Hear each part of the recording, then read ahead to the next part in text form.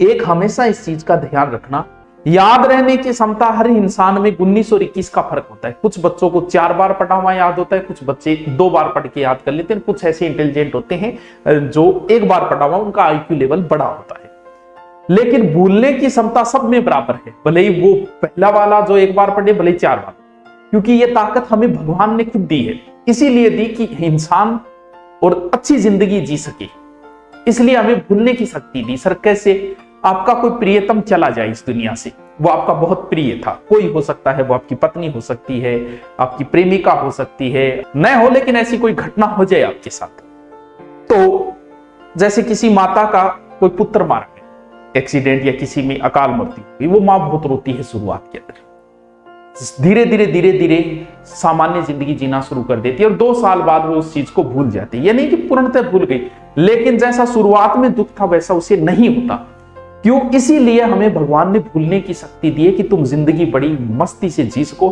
इसलिए मैं तुम्हें यह शक्ति देता हूं कि तुम हर चीज को भूलोगे एक ना एक दिन, चाहे भले कितना ही बड़ा कुछ ना हो, कितना ही बड़ा हादसा हो, कितना ही बड़ा, 2 महीने में आदमी उबर जाता है। भावुक जो ज्यादा होता है उसे समय लगता है। जैसे किसी की प्रेमिका बिछड़ गई तो आदमी को भूलने में 2 महीने लगते, महिला को 3 से 4 महीने लग जाते हैं सामान्य जिंदगी जीने में, क्योंकि जो भावुक ज्यादा होता है वो कम भूल पाता है, वो बार बार उन चीजों की चर्चा करने लग जाता है। अब भूलने की शक्ति हमें दी है, वो तो भगवान ने इसलिए दी थी कि हम जिंदगी अच्छी जी सके, लेकिन हम तो लग गए तैयारी में। अब हमें भूलना नहीं है। जब आप किसी चीज को नहीं भूलना चाहते तो आप उसी माहौल में रहो, आप नहीं भूलोगे।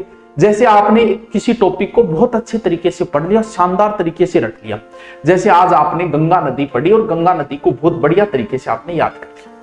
लेकिन मैंने तो ये बताया कि आदमी भूलता है, हर आदमी भूलता है, इस दुनिया में ऐसा कोई नहीं है जो नहीं भूलता है। गंगा नदी अच्छी तरीके से पढ़ने के बाद में 24 घंटे बाद भूलने की प्रोसेस शुरू हो जाती है, हर इंसान में होगी।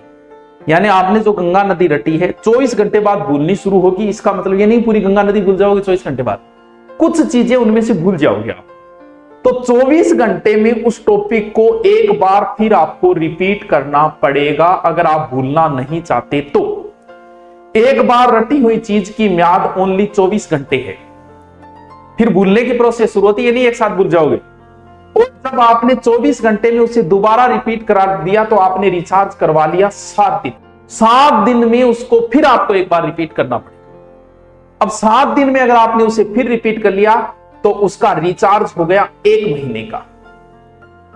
यानी किसी चीज को बहुत बढ़िया तरीके से प्रिपेयर करने के लिए उस टॉपिक को महीने में 4 बार रिपीट होना ही चाहिए, 4 बार, तब वो चीज आपके स्थायित्व के अंदर आएगी, वरना आप उस चीज को भूलोगे, भले आप कितने ही बड़े विद्वान क्यों ना होगे। तो इसे ध्यान रहे, भले कितना ही अच्छा आप किसी टॉपिक को रट के छोड़ देना, ये सोचते हो मैंने उसको याद कर लिया, अगर आपने नहीं मारा उसका रिपीट 24 घंटे में एक बार, तो धीरे धीरे उस चीज को महीने बाद तो कुछ भी याद नहीं रहेगा, 50 से 60% चीजें भूल जाओगे उसकी। तो रिपीट होना जरूरी है, महीने में 4 बार।